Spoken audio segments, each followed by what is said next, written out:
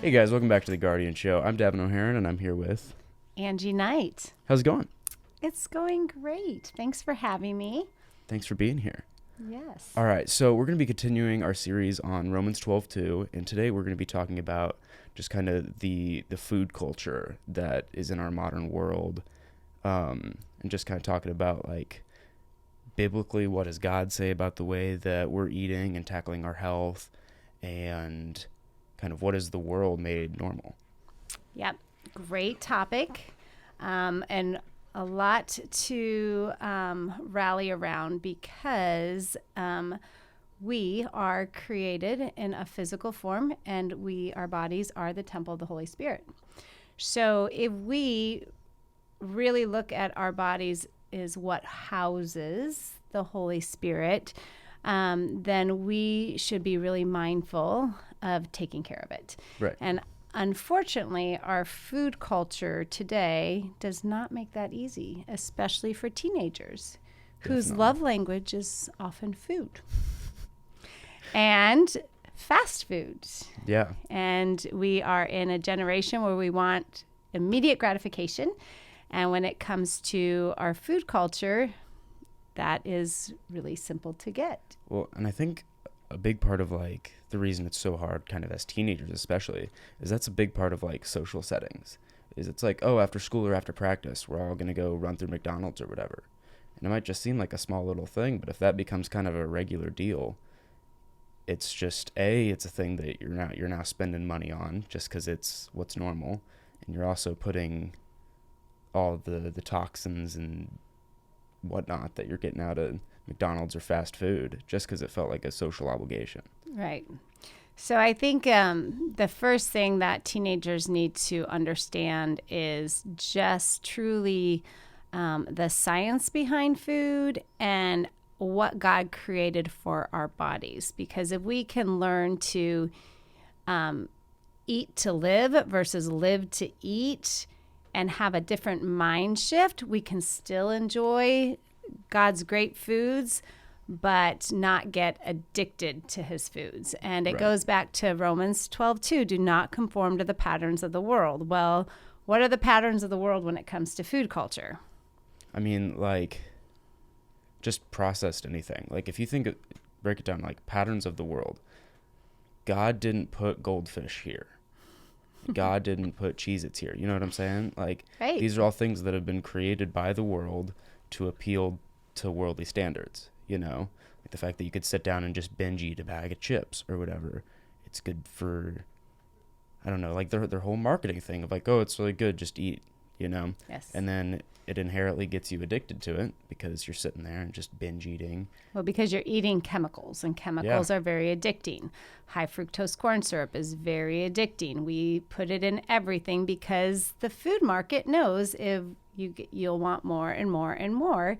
And we're putting addictive substances in our body, and we are causing havoc to our gut, our microbiome, which is all of the good bacteria that's living in our gut that really promotes a healthy gut, promotes a strong immune system, a strong brain, strong organs, strong cells. And we are causing a lot of havoc and damage to that. And the thing with teenagers is you guys are still young and your bodies are resilient, but just because you might feel okay on the outside, we don't know what's going on the inside. Right. And sadly, this is the sickest generation we have ever had. We have more autoimmune diseases, more cancer, more developmental disabilities. We have more skin disorders, more everything than we've ever seen before. And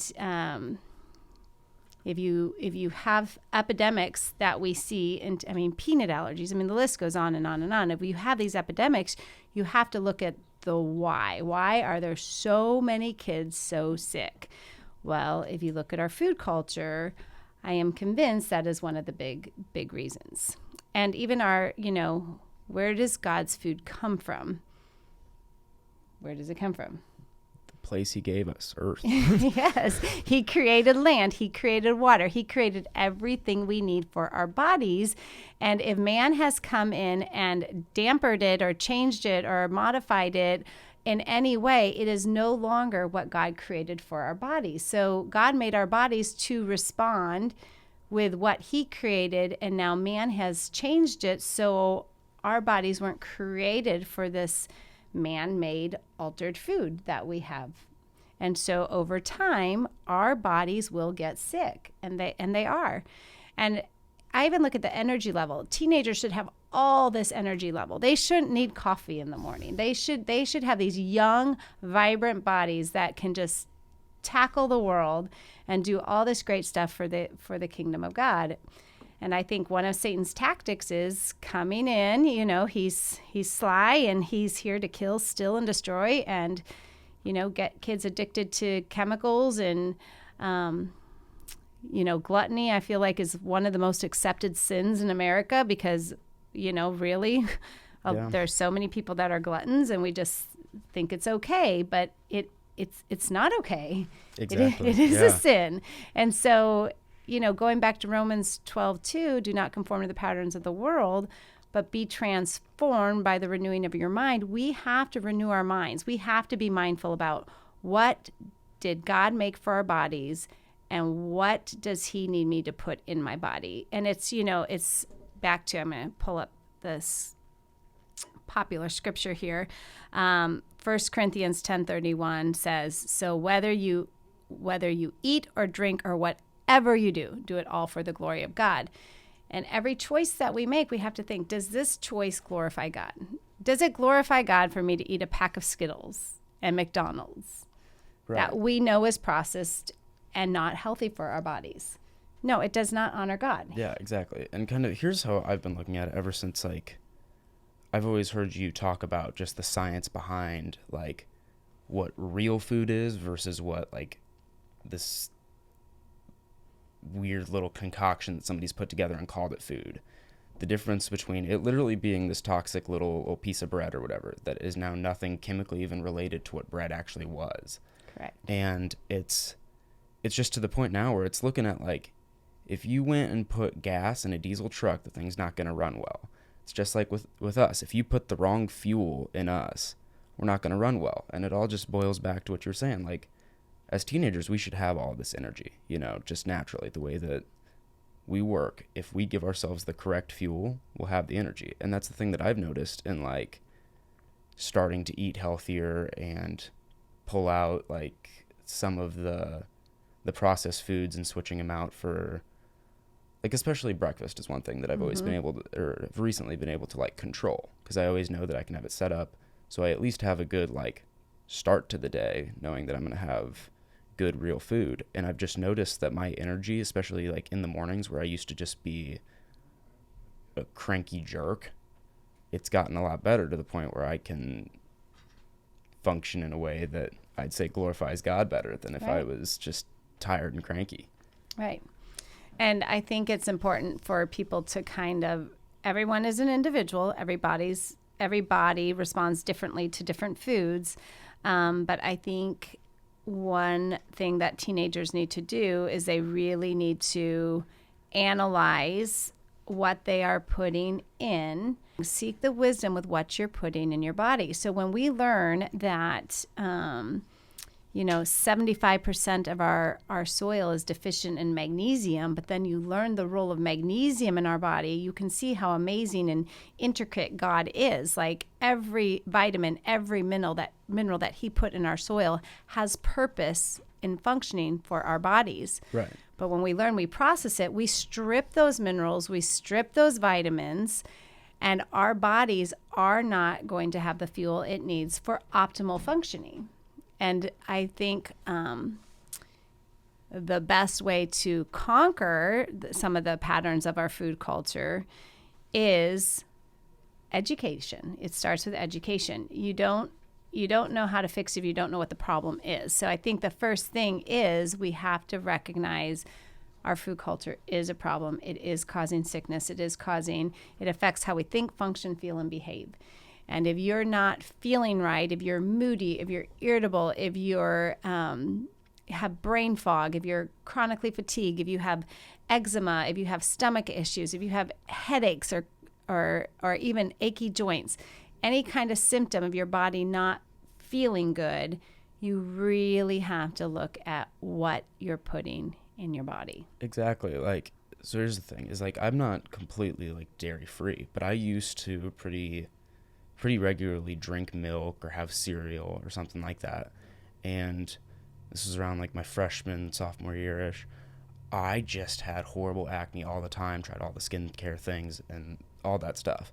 And it's now to the point that I just use my body wash on my face. I don't really even think all that much about taking care of my skin. But cutting out those big old doses of dairy have almost completely gotten rid of my acne. Sure, I'll have stuff pop out every now and then, but and we could have a whole podcast just on dairy. I was going to say. And the problems of dairy. And, you know, I always tell people, I was like, just because a doctor tells you it's okay does not make it okay. Like, they're not trained in food. They are trained in medicine and pharmaceuticals.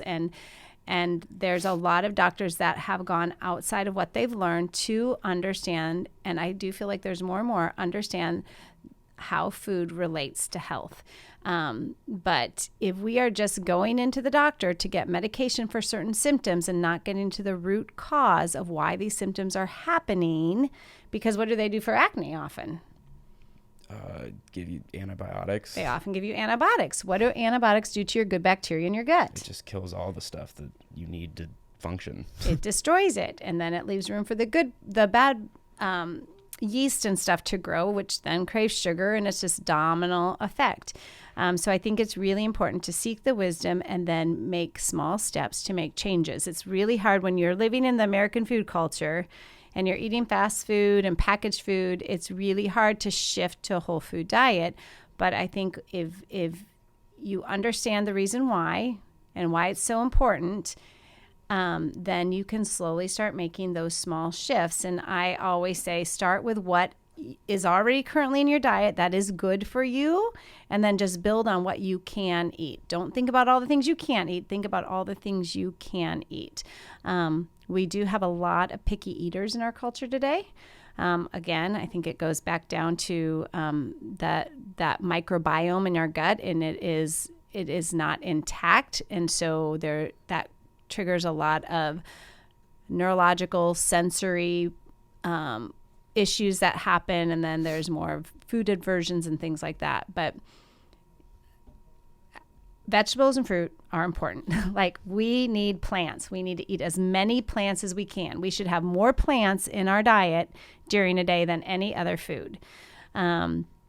And in our culture, we've gone so far. We always go into these different diets, the paleo diet, the keto diet, like everyone gets fixated on a diet. Right. And I feel like a diet is a lifestyle. It's like you have to just make lifestyle changes, and you do it step by step, where you don't have to spend your whole life trying this diet and trying that diet.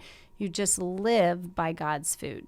And so getting a list of what you can eat and start building that up of what God's foods are that are in your diet, and then living by that. Hey guys, we're back. Sorry about that. Had some difficulties with the audio. But yeah, back to the temple God's given us. Yeah, so I will just try to sum this up because I don't know where we left off. But one point, like I always try to make, is our mind, body, and spirit are all interconnected. And if we don't feel good, we cannot do all the amazing things God has called us to do for his kingdom and for his glory. And I know too many Christians that are so busy trying to get their health well that they aren't able to proceed in the mission that they know God has set them out to do. So taking care of the temple, especially if we're talking to teenagers, your bodies are so resilient.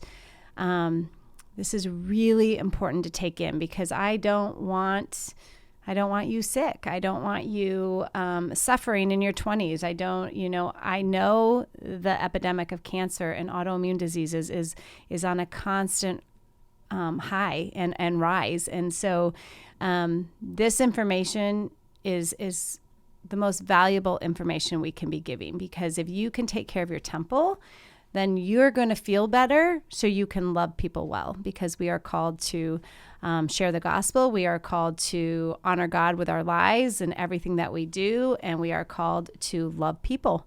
And And when we don't feel good and we're moody and we're irritated and we're tired all the time, it's really hard to do what God's called us to do. Right.